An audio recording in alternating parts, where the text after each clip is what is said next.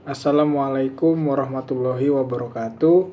Saya Rizky Azwar Alfandi, mahasiswa Universitas Islam Negeri Sumatera Utara, jurusan Sistem Informasi, Fakultas Sains dan Teknologi.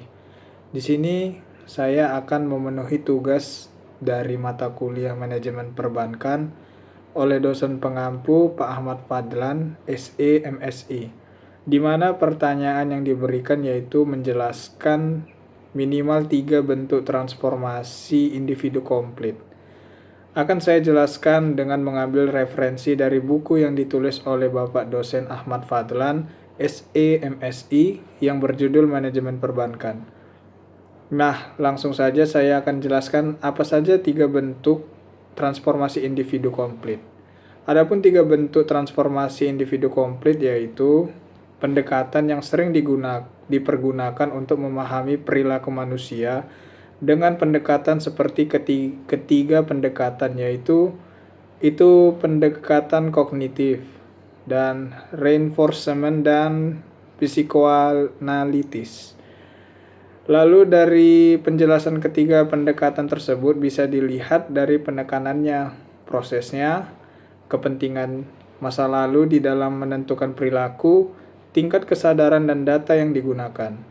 Dari segi pendekatan kognitif menekankan mental internal seperti berpikir dan menimbang, lalu pendekatan reinforcement menekankan pada peran lingkungan dalam perilaku manusia, dan pendekatan psikoanalitis menekankan peranan sistem personalitis di dalam menentukan sesuatu perilaku.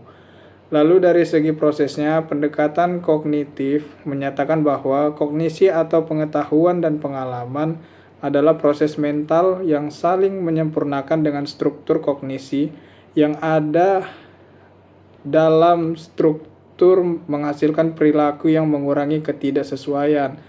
Lalu pendekatan reinforcement dengan bereaksi dari individu mengundang respon yang ditentukan oleh sejarah, dan dalam pendekatan psikoanalitis prosesnya keinginan dan harapan dihasilkan. Kemudian diproses oleh ego di bawah pengamatan superego. Dari segi kepentingan masa lalu dalam menentukan perilaku, pendekatan kognitif tidak diperhitungkan masa lalu atau ahistorik. Selalu pendekatan reinforcement bersifat historik. Pada suatu stimulus tertentu menjadi suatu fungsi dari sejarah lingkungannya, dan pendekatan psikoanalitis, seseorang dapat menjadikan suatu penentu yang relatif penting bagi perilakunya. Dari segi tingkat kesadaran, pendekatan kognitif beraneka ragam, tetapi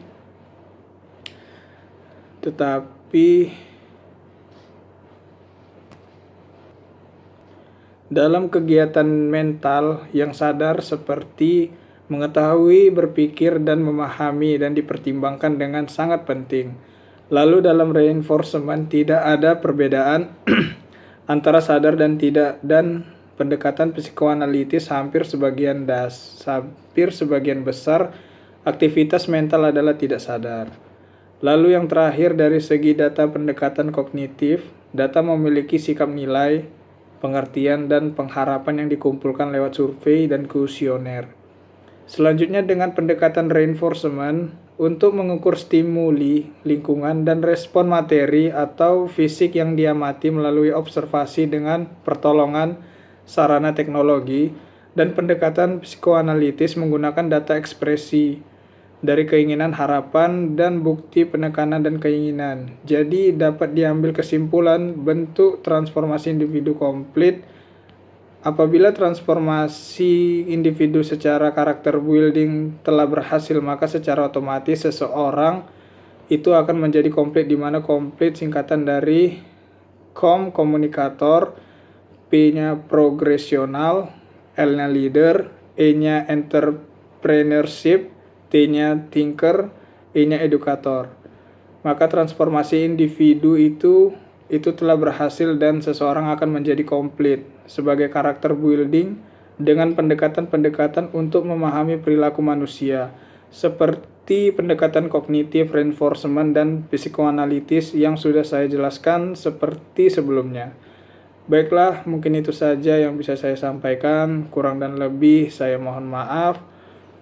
Mungkin itu adalah bentuk penjelasan dari transformasi individu komplit. Saya akhiri videonya.